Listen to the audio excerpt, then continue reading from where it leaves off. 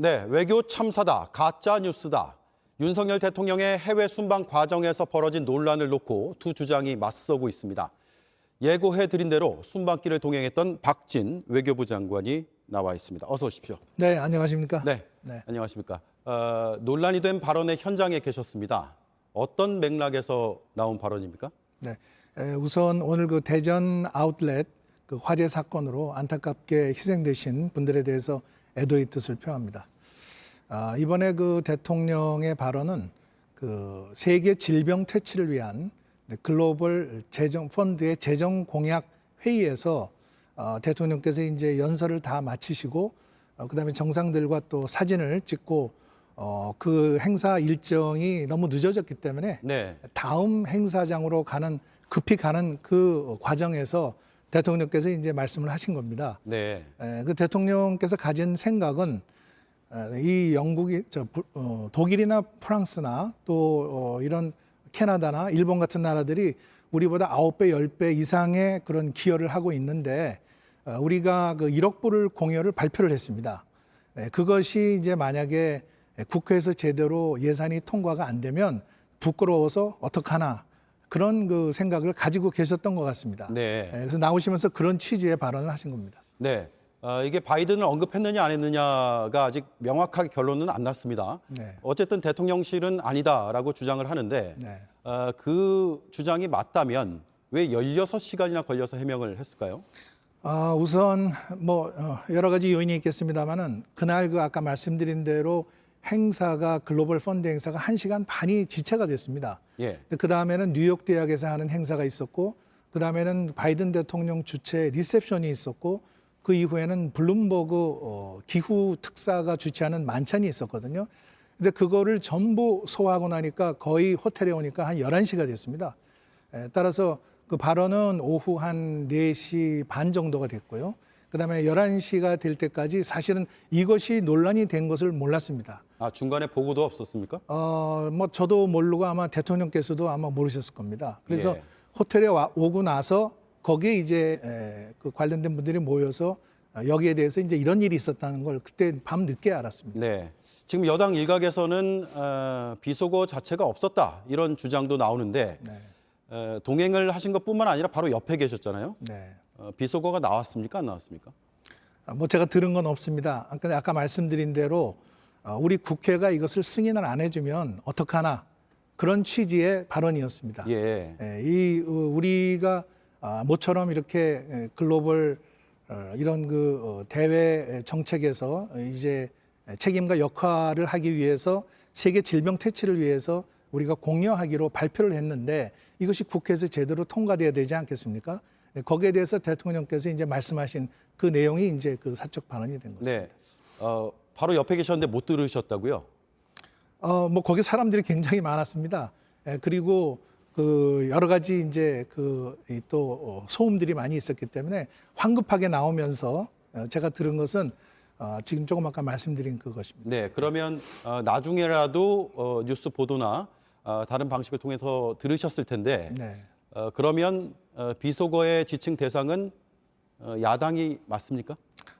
뭐 여당 야당 이런 얘기는 없었고요. 예. 국회라고 그러지 않았습니까? 보통 국회는 미국의 경우에는 의회라고 하지 저희가 국회라고 하진 않지 않습니까? 그래서 이것이 국회에서 이것이 통과가 승인이 되어야 이것이 제대로 공여를 할 수 있기 때문에 거기에 대해서 이제 대통령께서 말씀을 하신 거죠. 네. 네.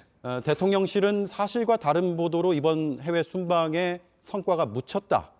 이런 취지의 말을 했습니다. 네. 그렇다면 성과는 뭡니까? 이번에 성과는 여러 가지가 있습니다. 우선 그 유엔 총회에 처음으로 참석을 해서 우리 대한민국의 비전을 밝힌 거죠.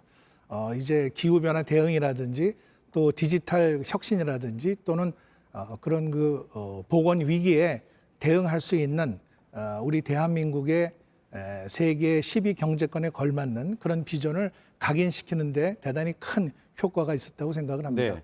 또 예. 영국 그 여왕의 조문을 통해서 그 우방국인 영국과의 관계를 또 강화하고 영국 국민들에게 애도의 뜻을 표하고 오셨고요. 또 캐나다하고는 이번에 전략적, 포괄적, 전략적 동반자 관계로 격상을 했습니다. 그래서 공급망이라든지 또 앞으로 이런 여러 가지 그 경제 안보 시대에 한국과 캐나다가 서로 손잡고 협력할 수 있는 그런 분야들을 많이 이번에 확보를 하고 돌아온 겁니다. 네, 그렇군요.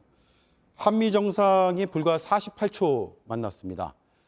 통역까지 있으니까 충분한 대화가 오가지 않았을 것으로 예상이 되는데 어떻습니까? 핵심적인 이야기들은 다 했습니다.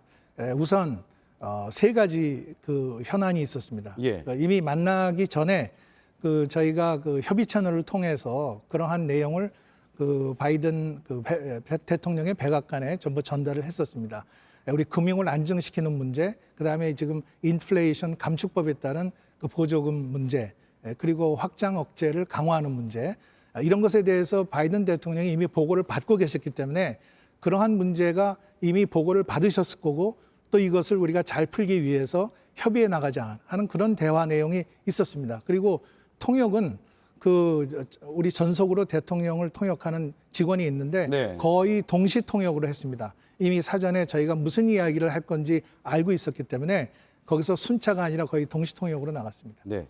시간은 물론 짧은 시간이지만 핵심적인 얘기는 다 했습니다. 1분도 안 되는 시간 안에 세 가지를 네, 이야기를 나누셨다고요? 네. 그 바이든 대통령께서 그러한 그 우려를 잘 경청을 하고 잘 이 문제를 풀어 나가자, 그러한 네. 반응을 보이셨습니다. 최근에 미국의 행보를 보면 동맹이라고만 볼 수 없다는 생각이 든다라고 평가하는 쪽도 있습니다. 네. 특히 한국 기업에 대해서는 대대적인 투자를 받았죠. 네. 하지만 한국 기업에 대한 배려가 별로 없어 보인다라는 얘기도 나옵니다. 그래서 네. 이참에 윤석열 정부의 대미 정책의 방향을 좀 바꿔야 되는 거 아니냐 이런 지적도 나오는데 어떻게 네. 보십니까? 미국과는 지금 아주 긴밀한 공조와 동맹을 유지하고 있고 또 한국과 미국 간에 어떤 문제가 생겨도 이것을 신뢰관계 속에서 풀어나갈 수 있는 기반이 마련되어 있습니다. 네. 이번에 인플레이션 감축법은 아시다시피 그 미국의 민주당이 그 법안 내용을 공개한 지 2주도 안 돼서 전격적으로 통과가 됐고 미국의 행정부나 또 의회 내에서도 이 내용에 대해서 잘 모르는 사람들이 많았습니다. 그리고 이것은 한국을 타겟으로 한 것이 아니라 예를 들면 일본이라든지 독일이라든지 또 스웨덴 같이 미국의 그 전기차를 납품하는 이런 나라들도 똑같은 입장에 있는 것입니다. 그래서 네. 이것이 어떤 의도된 것이라기보다는 그 법안의 결과로서 우리 기업들이 만약에 차별적 대우를 받는다면 이것은 우리 한미 FTA라든지 또는 WTO의 정신에 위배되기 때문에 이것을 우리가 풀어나가기 위한 해결 방안을 모색하자. 지금 그렇게 협의를 하고 있는 중입니다. 네.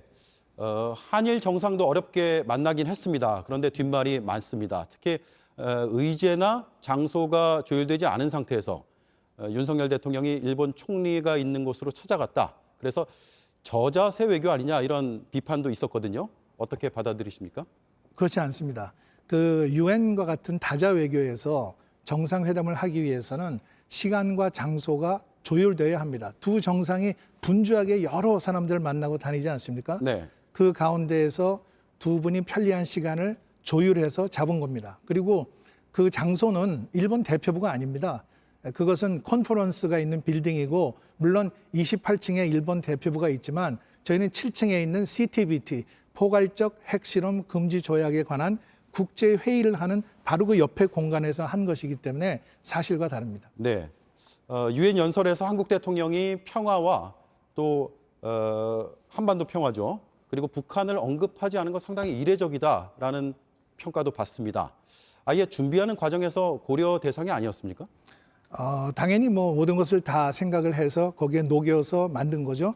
우리 대통령께서는 광복절 경축사에서 북한에 대해서 담대한 구상을 제의하지 않으셨습니까?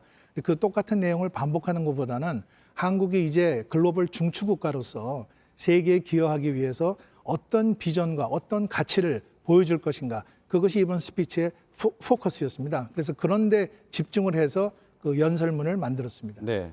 자, 마지막 질문 드리겠습니다. 이번 대통령의 발언 논란으로 지금 파장이 상당히 큽니다. 네. 대통령의 직접 해명이나 사과가 필요하다고 보십니까? 이미 대통령실에서 해명을 했고 또 대통령께서도 오늘 아침에 그 출근길에 또 대통령의 생각을 말씀을 한 걸로 이렇게 저희들은 알고 있습니다. 여러 가지 그 뭐 정치적인 이슈화는 할 수 있겠지만 외교는 그야말로 국익의 마지노선입니다. 이 외교를 정쟁 이슈화하는 것은 대단히 안타까운 일입니다. 그것은 결국 국익을 손상시키고 그 피해는 고스란히 국민들에게 돌아가기 때문입니다. 알겠습니다. 오늘 말씀 여기까지 듣겠습니다. 고맙습니다. 네, 감사합니다. 네, 지금까지 박진 외교부 장관이었습니다.